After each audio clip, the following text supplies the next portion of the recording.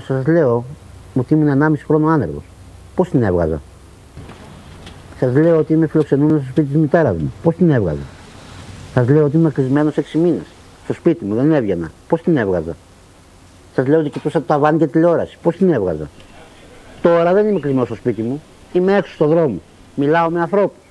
Δεν επιβαρύνω τη μάνα μου με φαΐ. Το τρώω έξω. Και μου λέτε πώς τη βγάζω.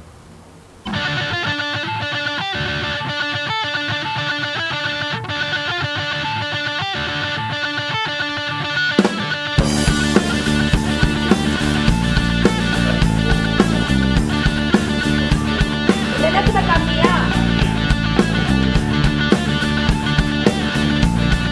Θα κάνω εγώ. Ναι.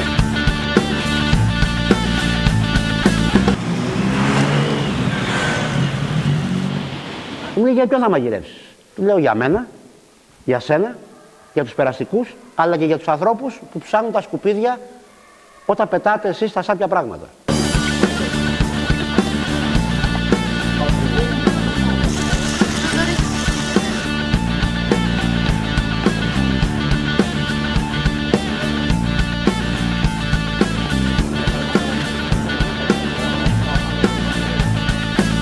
Ο άνθρωπος είναι όν, κοινωνικό και μιλάει. Μαζί του μιλάς. Δεν είναι σκυλί να πάει να του δώσει ένα πιάτο φαΐ και να φύγεις και να πεις «Ω, το κακόμοιρο». Πιο γρήγορα, ρε! Μίτσι!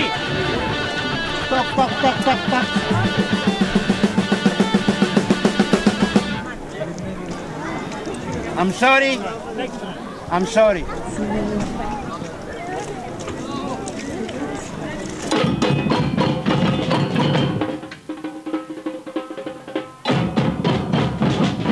Dovevamo bloccare gli speech, i discorsi d'odio e carta di errore. Αν δεν τον θαυμάζεις τον Κωνσταντίνο Πολυχρονόπουλο, δεν μπορείς να είσαι δίπλα του.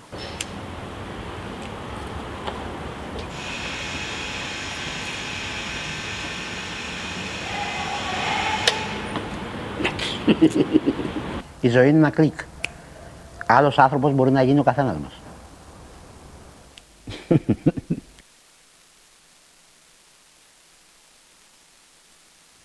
Πήραμε μια ιδέα μέσα από το τρέιλερ. Μου άρεσε πάρα πολύ και αυτό το άλλος άνθρωπος μπορεί να γίνει ο καθένας μας. Εμείς να καλωσορίσουμε. Είναι μια μπουνιά στο στομάχι όλων ημών των καταναλωτικών ανθρώπων. Λοιπόν, να καλωσορίσουμε στο στούντιο εδώ μαζί μας είναι η κυρία Σπυριδούλα Γκούσκου και ο κύριος Λουκάς Αγέλαστος, σκηνοθέτες του συγκεκριμένου ντοκιμαντέρ. Καλησπέρα, καλώς ήρθατε. Καλησπέρα, ευχαριστούμε πολύ. Μια ιδιαίτερη λοιπόν ιστορία αυτού του ανθρώπου που αποφάσισε να φτιάξει την κοινωνική κουζίνα.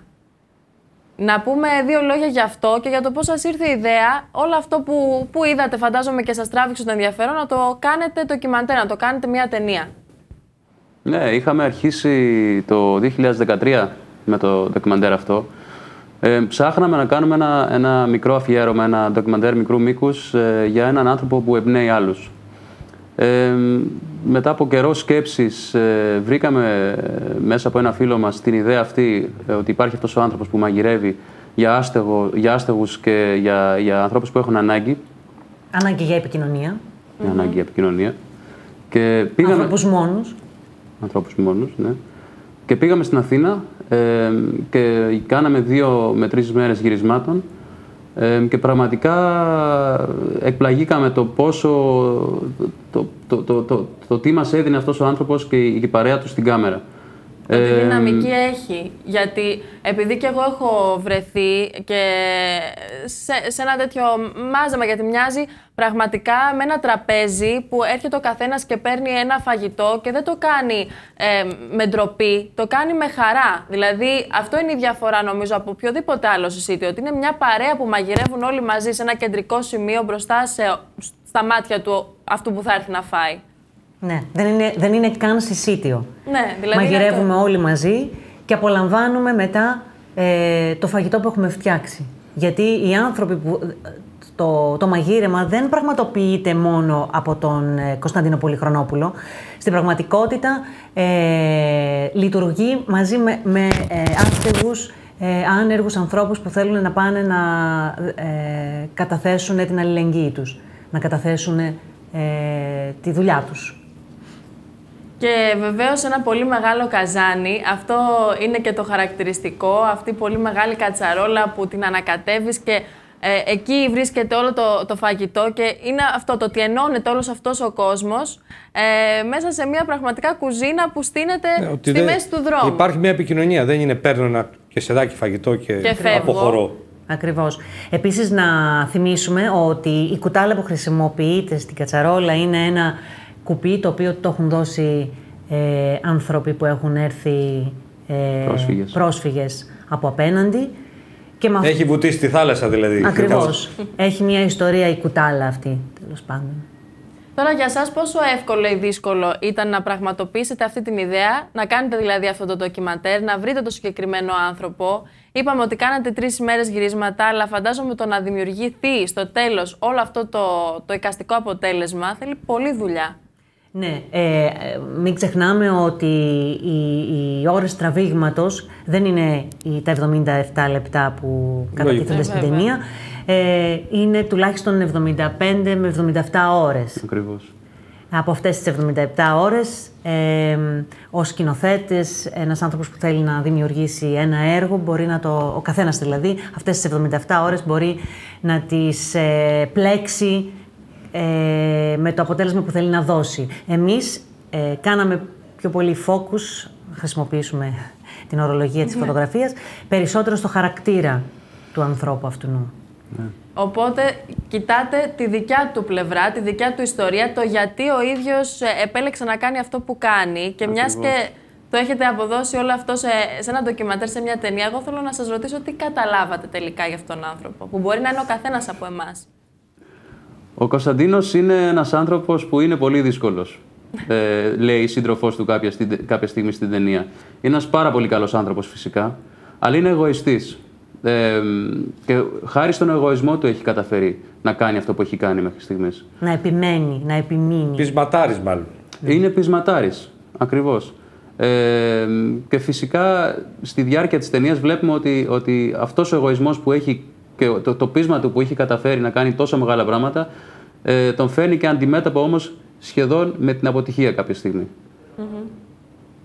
Τώρα, επειδή η κοινωνική αυτή κουζίνα ταξιδεύει, γιατί να πούμε ότι ξεκίνησε στις λαϊκές αγορές της Αθήνας, αν δεν κάνω λάθος, αλλά μετά πήρε το δρόμο, γιατί η Ελλάδα τελικά είναι μεγάλη και δεν είναι μόνο η Αθήνα και το πρόβλημα δεν εντοπίζεται μόνο εκεί, αλλά υπάρχουν πρόβλημα. Ενώ μέσα εισαγωγικά αυτή η ανάγκη των ανθρώπων να μαζευτούν υπάρχει παντού. Και θέλω να μου πείτε το δικό του το ταξίδι το περιγράφετε μέσα στην ταινία.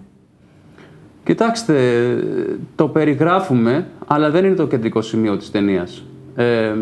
Αναφέρεται ότι όντως ο Κωνσταντίνος και η Έλενα, η σύντροφός του, κάποια στιγμή ταξιδέψανε όλη την Ελλάδα και έχουν καταφέρει να ανοίξουν 15 κοινωνικές κουζίνες σε όλη την Ελλάδα. Και κάποια στιγμή ο ήρωάς μας μέσα στην ταινία προσπαθεί να πάει και στο εξωτερικό, στην Ιταλία συγκεκριμένα, και να ανοίξει και εκεί μια κοινωνική κουζίνα ο άλλος άνθρωπος. Συμμετείχατε καθόλου κι εσείς στη διαδικασία του μαγειρέματος? Ναι, πολλές φορές. Ναι. Πολλές φορές. Είναι φαντάζομαι ιδιαίτερο και καταλαβαίνουμε και το κλίμα αυτό που δημιουργείται. Όταν το κάνεις μία φορά, νομίζω ότι θέλεις μετά συνεχώς να προσφέρεις με κάποιο τρόπο. Παίρνεις αυτή την αγάπη από τα βλέμματα και των άλλων. Εμείς αυτό που περισσότερο μπορώ να πω ότι μας συγκλώνησε είναι ότι χωρίς ουσιαστικά χρήματα, που είναι κινητήριος δύναμη για τη δική μας την κουλτούρα, μπορούν να πραγματοθούν κινήσεις αλληλεγγύης χωρίς να είναι πρωταρχικό στοιχείο. Δηλαδή, μπορούν να συμβούν πράγματα με τον εθελοντισμό και την αλληλεγγύη, χωρίς αναγκαστικά να είναι... Να υπάρχει υλικό μέσο τεράστιο. Να υπάρχει αναγκαστικά το οικονομικό. Η ανθρωπιά ενδεχομένως αποτελεί εκείνο που ισοφαρίζει αυτό που λείπει, το υλικό. Βρεθήκαμε κάποια Χριστούγεννα Στο Θησίο. Στο Θησίο, ακριβώς. Και ο κάθε άνθρωπος που ήθελε να παραβρεθεί εκεί είχε φέρει από σπίτι του είτε κάτι μαγειρευτό, είτε κάτι συσκευασμένο και ξαφνικά γέμισαν τα τραπέζια, γέμισε ο κόσμος ολόκληρος από φαγητά, ποτά κτλ. Και έγινε ένα πολύ μεγάλο πάρτι, χωρίς στην πραγματικότητα να κατευθούν χρήματα άμεσα. Ίσως είναι και αυτό το κεντρικό μήνυμα του ντοκιμαντέρ σας, ότι θέλετε να δείξετε ότι η ανθρωπιά δεν είναι μόνο με υλικά αγαθά. Είναι με ψυχή, με καρδιά, με διάθεση. Σίγουρα. Συμφωνώ. Και ένα άλλο έτσι, πράγμα που θέλουμε να δείξουμε από το ντοκιμαντέρ αυτό είναι ότι όλα γίνονται, όλα είναι εφικτά. Όλα μπορούν να τα καταφέρεις. Ακριβώς. Αν κάποιος βάλει στόχο, μπορεί να καταφέρει τα πάντα. Και ας είναι και άνεργος. Γιατί μην ξεχνάμε ότι ο πρωταγωνιστής μας, όταν ξεκίνησε την ιδέα αυτή, ήταν άνεργος. Έμενε στο σπίτι της μητέρας του. Ήταν ήδη 1,5 χρόνο άνεργος. Ναι, ήταν 47 χρονών τότε. Ιδιαίτερο και αυτό, γιατί δείχνει ότι ποτέ δεν πρέπει να τα παρατάμε, να τα βάζουμε κάτω. Πάντα υπάρχει και ένας άλλος τρόπος να δει κανείς μήνυμα τη ζωή. αισιοδοξίας, λοιπόν. Τώρα, ότι η ζωή... η ταινία αυτή, το ντοκιμαντέρ, ταξιδεύει και φτάνει και στο φεστιβάλ της Θεσσαλονίκης. Ακριβώς. Και γι' αυτό θέλω να μου πείτε 2 λόγια. Για μας ήταν μια πολύ ευχάριστη έκπληξη, γιατί το μοντάζ ήδη είχε ξεκινήσει το Νοέμβριο και όταν καταθέσαμε την ταινία δεν είχε ολοκληρωθεί 100%, ήταν ήδη στο 90% και ήταν, όπως είπα πριν, μια πάρα πολύ ευχάριστη έκπληξη που οι άνθρωποι μπόρεσαν να αντιληφθούν ότι εδώ πρόκειται για κάτι ενδιαφέρον για όλους μας. Περιμένουμε με μεγάλη ανυπομονησία να πάμε στη Θεσσαλονίκη.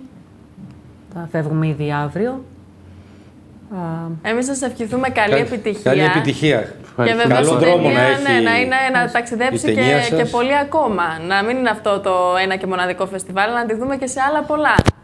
Σας το ευχόμαστε πραγματικά, γιατί είναι ένα πολύ ιδιαίτερο θέμα. Και το μήνυμά σας να πιάσει τόπο. Ευχαριστούμε πάρα πολύ. Σας ευχαριστούμε που ήσασταν μαζί μας. Καλή συνέχεια.